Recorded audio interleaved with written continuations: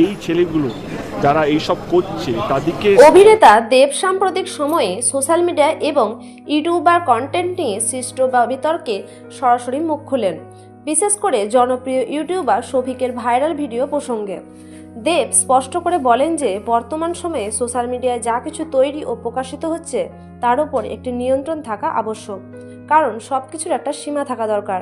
তিনি মনে করেন শুধুমাত্র দ্রুত ভাইরাল হওয়ার প্রবণতা থেকে এমন কন্টেন্ট তৈরি হচ্ছে যা সমাজের জন্য ক্ষতিকর। দেব তার উদ্বেগের কারণ হিসাবে উল্লেখ করেন যে শফিকের মতো ইউটিউবার, যিনি পল্লীগ্রাম টিভির মতো প্ল্যাটফর্মের মাধ্যমে পরিচিত, তার ভিডিওগুলি লক্ষ লক্ষ দর্শক দেখছেন, যার মধ্যে অনেক ছোট ছোট শিশুও রয়েছে। তার প্রশ্ন ছিল, যেসব কন্টেন্টে অনেক সময় বিতর্কিত বা অনুপযোগী উপাদান থাকে সেইগুলি দেখে বাচ্চারা বর্তমানে কী শিখছে এবং এই প্রবণতা সমাজকে কোন দিকে নিয়ে যাচ্ছে।